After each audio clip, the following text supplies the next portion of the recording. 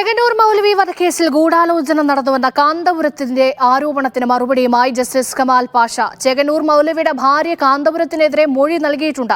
തന്നെ നിരന്തരമായി ഉപദ്രവിച്ചുകൊണ്ട് കേസിൽ നിന്ന് ഒഴിവാക്കണമെന്ന് ഹൈക്കോടതിയിൽ ആവശ്യപ്പെട്ടു.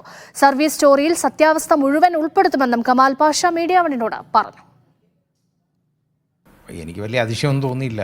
കാരണം അദ്ദേഹത്തിൻ്റെ സ്റ്റാൻഡേർഡ് അതേ ഉള്ളെന്ന് എനിക്ക് മനസ്സിലായി. കാരണം ഇത് പണ്ട് എനിക്ക് ഒത്തിരി ഉപദ്രവം എനിക്ക് ഉണ്ടാക്കിയതാണ്. അതെല്ലാം കഴിഞ്ഞിട്ട് ഇതങ്ങ് അങ്ങ് തീർന്നതാണ്. അത് കഴിഞ്ഞ് വർഷങ്ങൾ കഴിഞ്ഞ് അദ്ദേഹം ഇങ്ങോട്ട് വന്ന് എന്നെ കണ്ട് വളരെ അടുപ്പം സ്ഥാപിച്ച് അദ്ദേഹത്തിൻ്റെ ഇവിടെ കാക്കനാടുള്ള സ്ഥാപനത്തിലൊക്കെ എന്നെ പ്രസംഗിക്കാൻ വിളിച്ചുകൊണ്ട് പോയി. അദ്ദേഹത്തോടൊപ്പം ഒക്കെ അങ്ങനെ കഴിഞ്ഞതാണ്. അദ്ദേഹം അതിനകത്ത് എഴുതി വെച്ചേക്കുന്ന ഒരാളെ എഴുതിയേക്കുന്നതല്ലേ, അത് റെക്കോർഡായിട്ടെന്നും ഇരിക്കുമല്ലോ, സാരമുള്ളതല്ല. ഇനി അതിൻ്റെ സത്യസ്ഥിതി മുഴുവനായിട്ട് ഞാൻ വിവരിച്ച് എൻ്റെ സർവീസ് സ്റ്റോറി ഉണ്ട്, അതിനകത്ത് എഴുതുന്നുണ്ട്. അതിനകത്ത് വേണ്ടാന്ന് വെച്ച് ഞാൻ മാറ്റി വെച്ചിരുന്നതാണ്. പക്ഷേ ഞാൻ ഇനി അത് വൃത്തിയായിട്ടങ്ങ് എഴുതും. അതാണ് ഞാനിപ്പോൾ ഉദ്ദേശിച്ച് വെച്ചേക്കുന്നത്. ചേകന്നൂരിൻ്റെ ഭാര്യ, അത് കൊലക്കേസാണ് വന്നേക്കുന്നത്. അന്ന് അത് ചേകന്നൂരിൻ്റെ ഭാര്യ അതിലൊന്നാം സാക്ഷിയാണ്.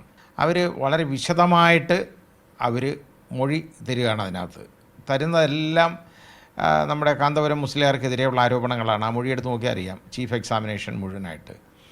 അപ്പോൾ അത് കഴിഞ്ഞ് വേറെ 1-2 സാക്ഷികളെയും വിസ്തരിച്ചു. അവരെല്ലാം ഇതേപോലാണ്. കാരണം ഇദ്ദേഹം ഈ ചേകന്നൂരിനെ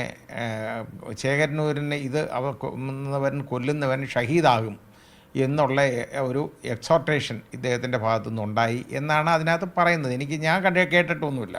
ഏതായാലും അപ്പം നിയമാനുസരണം ഇതുപോലെ ഒരു അലിഗേഷൻ വന്നു കഴിഞ്ഞാൽ അയാൾ പ്രതിയല്ലെങ്കിൽ അയാളെ നമ്മുടെ ക്രിമിനൽ നടപടി നിയമം 319 വകുപ്പ് അനുസരിച്ച് പ്രതിയാക്കണം. അത് പ്രതിയാക്കി. എനിക്കിപ്പോൾ ഈ കാന്തപുരം എന്ന് പറയുന്നത് ആരാന്ന് പോലും എനിക്കറിയില്ലെന്ന്, ഇത്രയും വലിയ ആളാണെന്നൊന്നും എനിക്കറിഞ്ഞൂടാ. പിന്നെ ഞാൻ ഈ പിടിപാടൊന്നും നോക്കാറില്ല. എൻ്റെ മുമ്പിൽ വരുന്ന കേസ് ശരിയെന്ന് തോന്നുന്നത് ഞാൻ ചെയ്യാറുണ്ട്, അല്ലാതെ എനിക്ക് വേറെ ഒന്നും അറിഞ്ഞൂടാ. പിന്നെ ഇതിനകത്ത് രാഷ്ട്രീയം ഉണ്ടോയെന്ന് ചോദിച്ചു കഴിഞ്ഞാൽ രാഷ്ട്രീയ ഗൂഢാലോചന വല്ലതും ഉണ്ടോയെന്ന് ചോദിച്ചാൽ കാണുമായിരിക്കും, എനിക്കറിയത്തില്ല.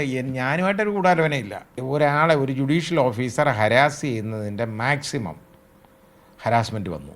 എൻ്റെ മുമ്പിൽ നിന്ന് ഈ കേസ് മാറണം, ഞാനിതെടുക്കരുത് ഈ കേസ്. അതിനുവേണ്ടി മാത്രമാണ് അതിനകത്ത് അയാൾ വിജയിച്ചു എന്നുള്ളത് ശരിയാണ്. ഈ കേസുണ്ടായി കഴിഞ്ഞപ്പോഴാണ് ഈ കമാലിയ ട്രസ്റ്റും ഒക്കെ പൊങ്ങി വരുന്നത്. അതിനു മുമ്പ് എനിക്കറിഞ്ഞൂടാ. അതിന് മുമ്പ് കോഴിക്കോട് വെച്ച് ഏതോ ഒരു 1-2 മുസ്ലിം സംഘടനകളൊക്കെ കൂടെ ചേർന്നുള്ള ഒരു കേസിനകത്ത് ഒരു വിധി പറയാനിടയായിട്ടുണ്ട്. ആ പറഞ്ഞ കേസിനകത്തെ ഒരു കക്ഷിയാണ് ഈ ഹൈക്കോടതി പരാതി അയച്ചത് ഇത് സംബന്ധിച്ച്. അപ്പോൾ യഥാർത്ഥത്തിൽ ഇതെല്ലാം കൂടെ ഒന്നിച്ച് ചേർത്ത് വായിച്ചു കഴിഞ്ഞാൽ ആകെപ്പാടെ ഒരു വലിയ അത് ഗൂഢാലോചനയെന്ന് ഞാൻ പറയുന്നില്ല. അദ്ദേഹം ഗൂഢാലോചന എനിക്കെതിരെ നടത്തിയെന്ന് ഞാൻ പറയുന്നില്ല, എനിക്കറിയില്ല.